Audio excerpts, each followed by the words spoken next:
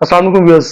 आज हम बात करेंगे बच्चों के रोने पे। दुनिया के सब बच्चे रोते हैं और बच्चों का रोना पेरेंट्स के लिए स्पेशली और डॉक्टर्स के लिए भी बड़ा पेनफुल होता है और बेचैनी क्रिएट करता है कि बच्चा क्यों इतना रो रहा है। आज की इस वीडियो में हम बात करेंगे बच्चों का नॉर्मल रोना क्या होता है, कौन सी एक्यूट मेडिकल कंडीशन है जिसपे बच्चे रोते हैं ज्यादा, और एक एंड पे हम बात करेंगे कॉमन कंडीशन जो बच्चों के एक्सेसिव रोने की कॉलिक है, उसकी क्या होम रेमेडीज हैं और कैसे हम इसको प्रिवेंट कर सकते हैं। मेरा नाम डॉक्टर इफ्राहिम साजिद है। Let's jump to the video.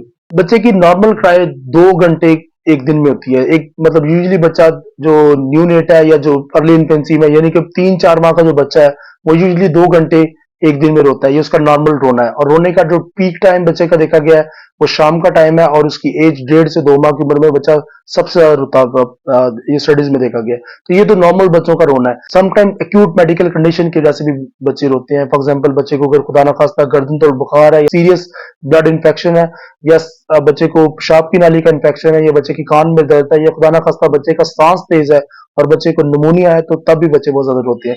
तो सिर्फ बच्चे का रोना अगर डेंजर साइंस के साथ है तो you need to go to the doctor और आप अपना एग्जामिन करवाएं।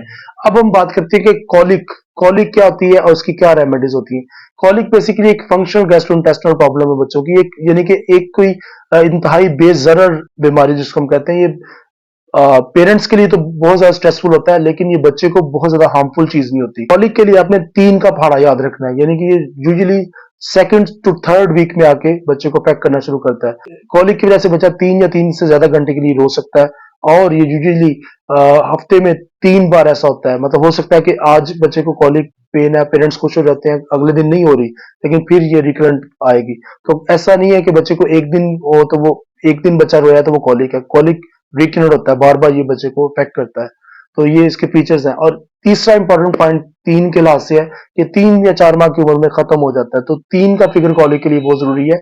मैं अगेन रिपीट करता हूँ, दूसरे तीसरे हफ्ते में आएगा, 3 घंटे के लिए बच्चा रोएगा, तीन मिनिमम 3 दिन हफ्ते में इफेक्ट करेगा बच्चे को और 3 से 4 माह में चला जाएगा। अब कॉलिक का डायग्नोसिस बन गया, मतलब एक बार तशखीस हो गई है कि ये कॉलिक ही है बच्चे को, तब हम इसकी रेमेडीज पे बात करते हैं, इसकी मैनेजमेंट पे बात करते हैं।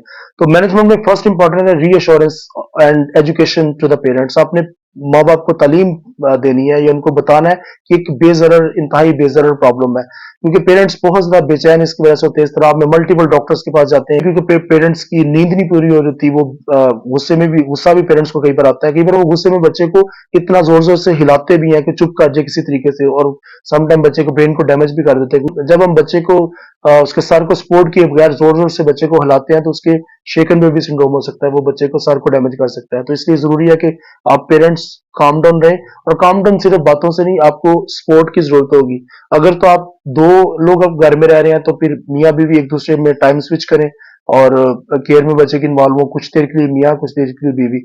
और अगर घर में सपोर्ट बाकी अफराद हैं, ग्रैंड पेरेंट्स हैं या बाकी अगर फूफो खाला मौजूद है तो दे शुड कम और वो पेरेंट्स को टाइम आउट दें ताकि वो थोड़ा सा रिलैक्स कर सकें। तो सेकंड इंपॉर्टेंट स्टेप है प्रोबायोटिक्स का। अक्सर आपने देखा होगा पेरेंट्स कॉलिक ड्रॉप्स, डिफरेंट किस्म के कॉलिक ड्रॉप्स मार्केट में मौजूद है, वो देते हैं। उनका दे आर इफेक्टिव क्योंकि होता है इसमें यह है कि इनमें लैक्टोबैसिलस बैक्टीरिया होते हैं।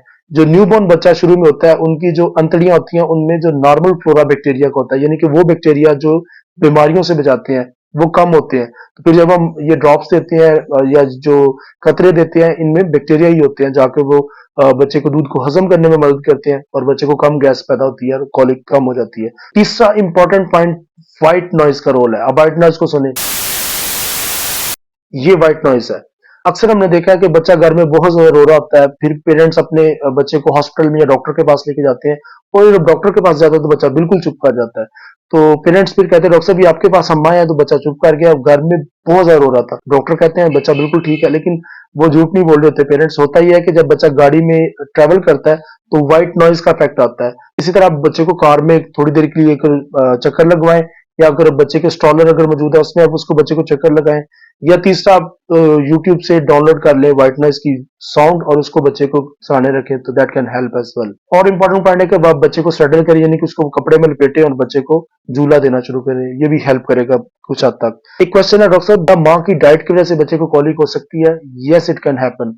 अगर माँ की डाइट में ये 3 किस्म की खुराक है, यानी कि वो बीन्स का इस्तेमाल कर रही है बहुत ज्यादा, बीन्स में आ जाती हैं, लोबिया, सफेद लोबिया, सुरख लोबिया या दालें हैं। तो बीन्स का अगर इस्तेमाल कर रही हैं, सेकंड है क्रूसीफेरस वेजिटेबल्स हैं, यानी कि शलजम होगी, बंद गोभी होगी, फूल गोभी होगी या ब्रोकली। तो अगर ये इस्तेमाल कर रही हैं तो ये भी कर सकते हैं। और तीसरी इंपॉर्टेंट चीज है कि अगर माँ को दूध की एलर्जी है या उसको दूध हजम करने में प्रॉब्लम है, तो फिर माँ दूध अवॉइड करे, तो that will also help the baby. यानी कि ये तीन चीज किस्म की खुराक को अगर माँ अवॉइड करेगी तो कॉलिक से हेल्प मिलेगी। इसके अलावा एक और इम्पोर्टेंट है फेनल सीड्स का, यानी कि सौंफ के पानी का कोई रोल है इसमें। यस, स्टडीज है कि जो सौंफ का पानी है वो भी बच्चे को कॉलिक को रिलीव करने में मदद करता है। एट द एंड में कहूंगा कि आप बच्चे की मसाज करें, पेट पे मसाज करें, क्लॉकवाइज बच्चे की बैक पे मसाज करें, बच्चे की टांगों को पेट के साथ लगाएं, it will also help. Thank you so much. अगर आपको वीडियो पसंद आई है तो आप दूसरों तक शेयर कर सकते हैं।